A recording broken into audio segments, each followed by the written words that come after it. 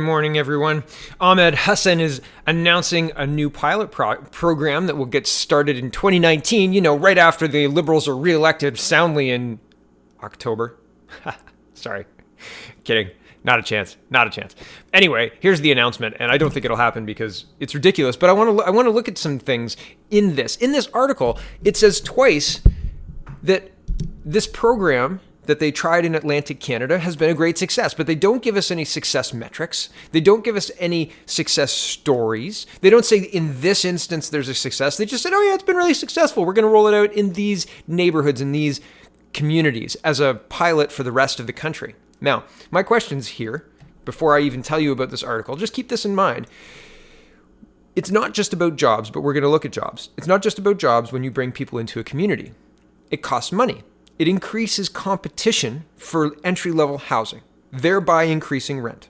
It increases the amount of people on the roadways. Those people are going to get around. They're going to have jobs. They're going to go to places to access things, et cetera, et cetera. They're going to move. So there's going to be more people on the roadways, right?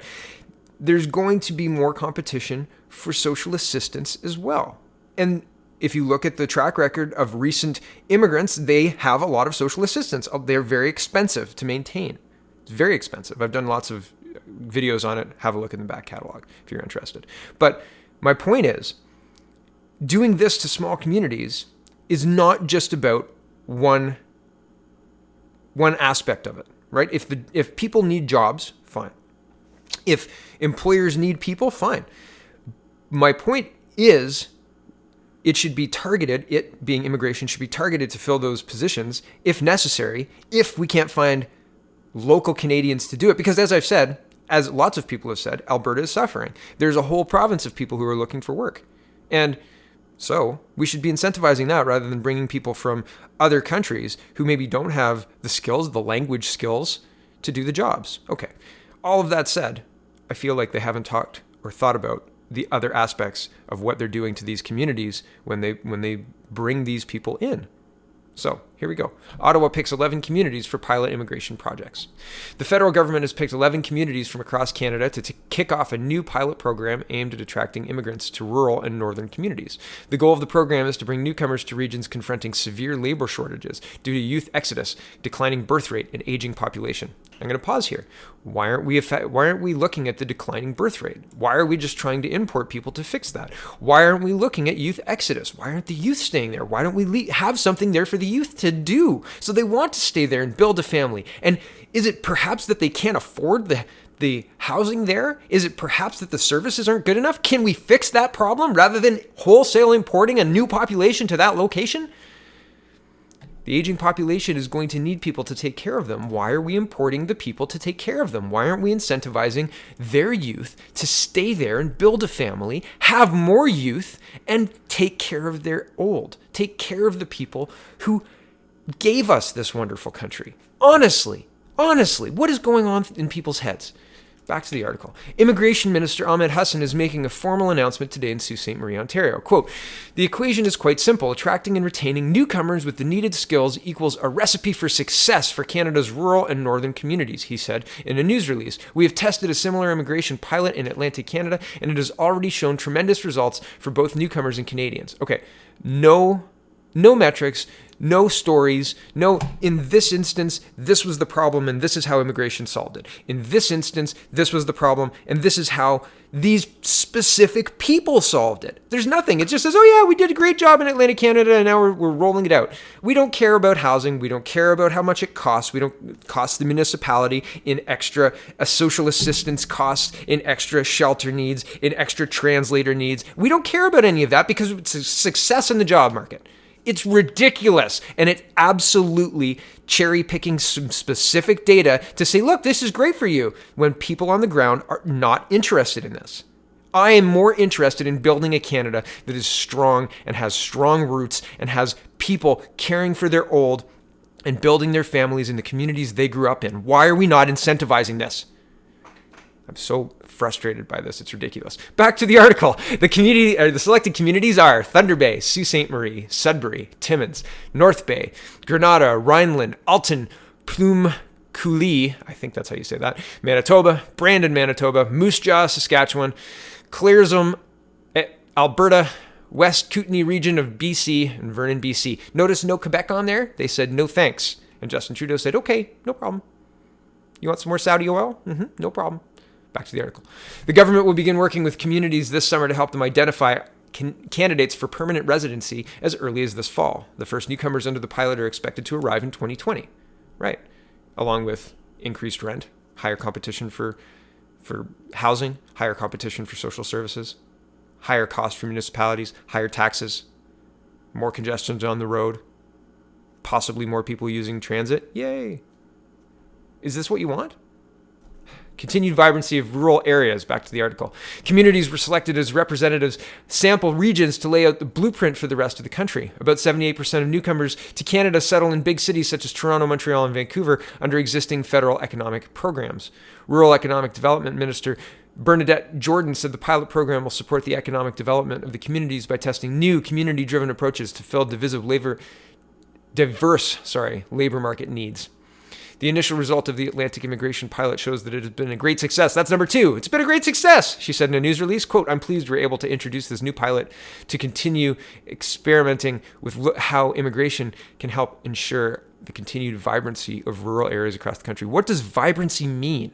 What does vibrancy mean? I would love a vibrant community of people who are raising their family, who can afford a house, who can afford to look after their parents while they're raising their kids because everybody's working together for the betterment of the community and not saying, come on in, we need you to help us do this because we can't ourselves.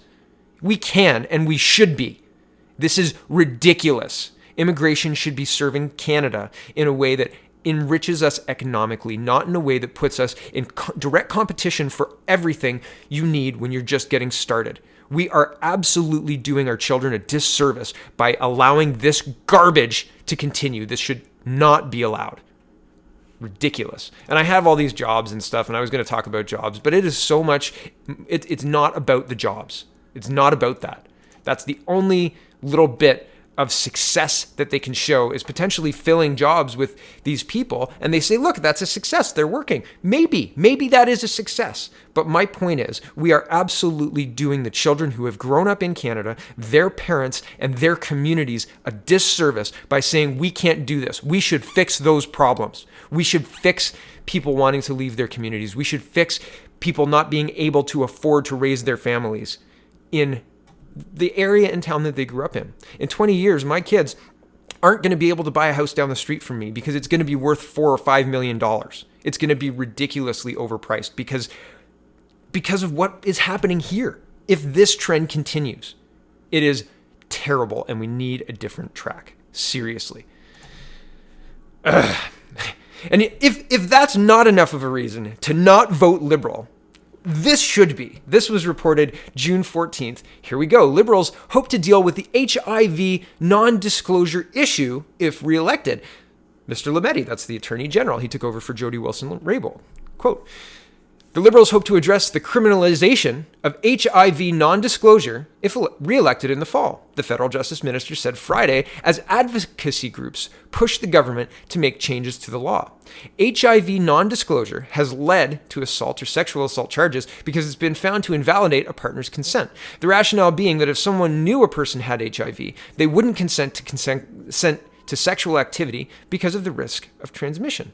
Advocates say that the justice system lags behind the science on the issue, with a growing body of evidence saying there is no realistic possibility of transmission of HIV if a person is on antiretroviral therapy and has had a suppressed viral load for 6 months.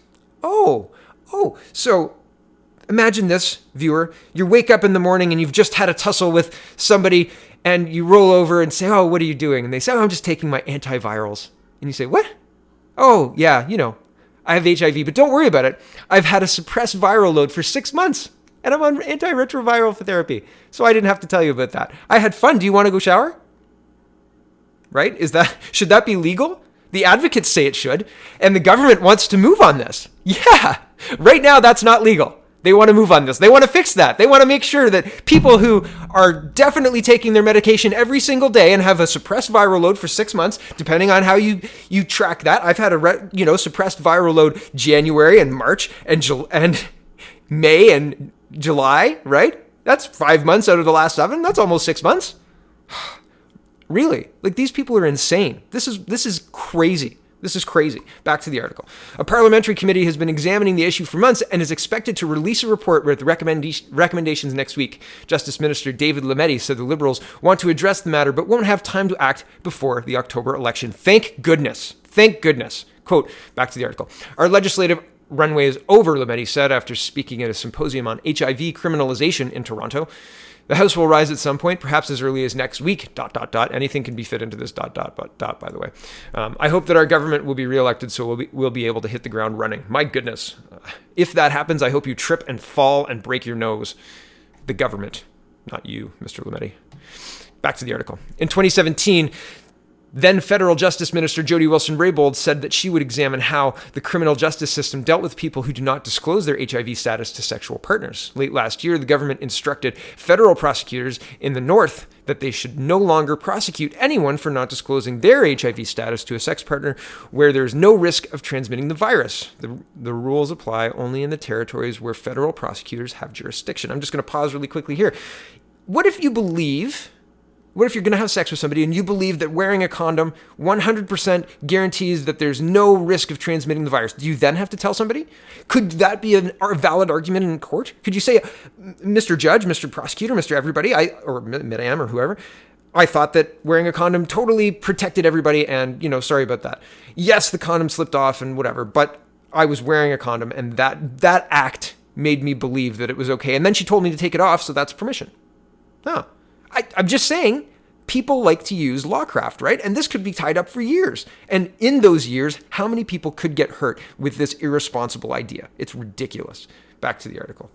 Elliott said that he's hopeful that the Justice and Human Rights Committee's reports will include a recommendation to establish a consistent policy for prosecutors at the provincial level. Agencies advocating for decriminalization of HIV non-disclosure agree that the law needs to change and it's a public health issue, not something that should be dealt with as sexual assault, he said. There's just a vast overreach in the criminal code and it's been interpreted and applied, he said. Parliament needs to fix that and that will remain the case after the coming election. So I feel like this is unbelievable in a way that I read about this coming to California, and I thought it was really strange that they would decriminalize something like that. Like, if you were entering something like that with somebody else, you should be able to tell them that. And if you don't, that is a problem. That is removing consent from somebody. They are not informed, and informed consent is important, right? Like, making that choice is not just semantics. It's not a little move, and it's very, very, very concerning that they're being this open and clear about this. Like, advocacy for this, while I fully support free speech and they should be allowed to advocate for whatever they want, it should be pointed out how absolutely irresponsible this is to people, and it shouldn't be entertained by the Attorney General of the country. Really. And I think I'm going to leave it there. I was going to talk about a Calgary MP. No, I'm going to talk about the Calgary MP. Here we go. Last story for this morning. Kent here defends Bill C-69, blames Harper government for bad consultation. Yes, one more nail in the Liberal coffin. One more nail just driven in by themselves. And it's just incredible. Like, this person is a Calgary MP who's Liberal. And that's not going to happen in 2019. Calgary is not going to vote a Liberal MP in. Nowhere west of Ontario is going to vote the Liberals. And maybe Toronto is going to vote Liberal, but I'm not convinced of that either. I know they've got a strong base, but I think that there are a lot of people who are going to come out on this one. I hope, anyway. But I'm willing to be surprised, but I hope I'm not. I don't think the Liberals are very popular, and it's because of garbage like this. Here it is. Calgary MP Kent Here defends the federal government's contentious environment assessment bill Friday, just as a local Conservative MP blasted Bill C-69 as a disaster for Alberta. The Liberal cabinet on Wednesday accepts 62 of 229 amendments proposed by the Senate and rejected 130 proposed changes to the legislation that would overhaul the environmental review process for the major projects. The government also added its own alterations to 37 proposed changes. Here said the Liberals were not accepting amendments, quote, that made it optional to have Indigenous consultations. They were nonsensical with the aims they were trying to achieve as a government, getting big projects done while understanding what the courts were directing us to do, the projects protect the environment and work with our Indigenous peoples.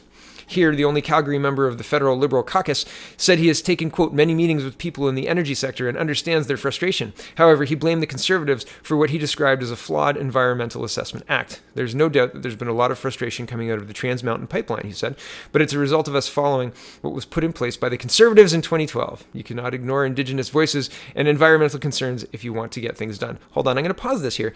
The federal Liberals took 3 pipelines that were in process, and none of them are moving forward. Energy East is closed, Trans Mountain is purchased and shut down, and the third one, I think it never got started. I think there was a couple of attempts, and then they were just like, yeah, we're not going to deal with this because it's not going to happen.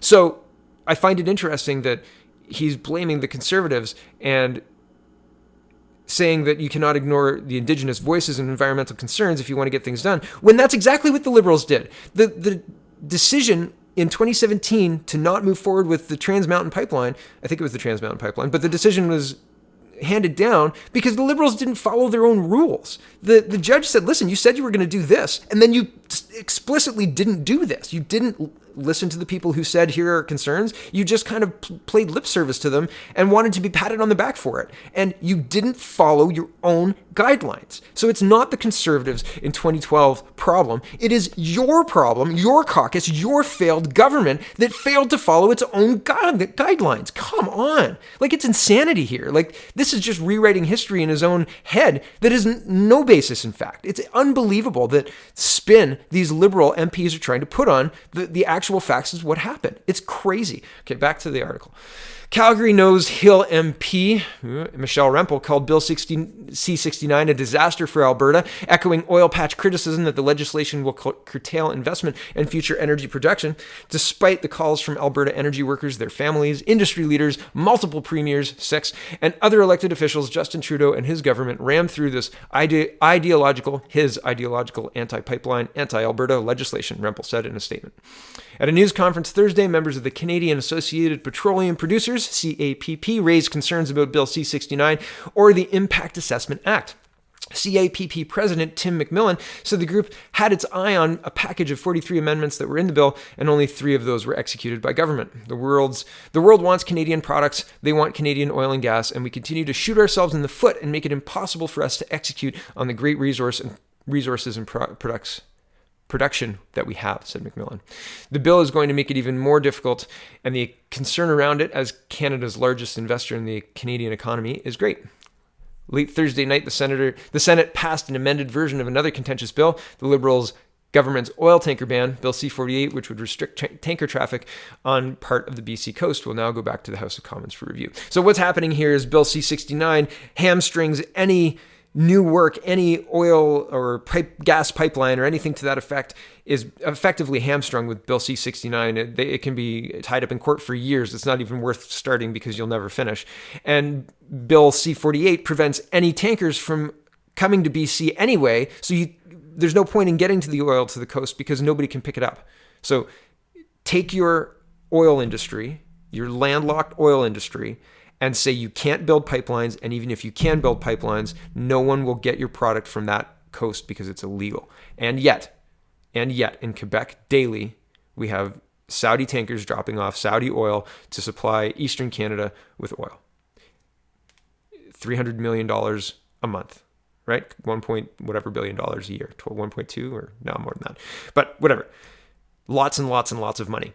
And it seems like you can't do that kind of stuff by accident. You can't wake up one day and go, oh, are you telling us that we completely shut down the Alberta oil industry? No, we couldn't have. No, we didn't mean to. My goodness, we've got to stop that. No, they know what they're doing. This is done on purpose. And if it's not, well, I mean, the accidents and coincidence and unbelievable circumstances that have led to this are uncanny. Thank you for watching, everybody. It's another long video. I should have left it over here. Oh well, doesn't matter. Thanks for watching, everybody. Have a wonderful day, and check out the peoplespartyofcanada.ca.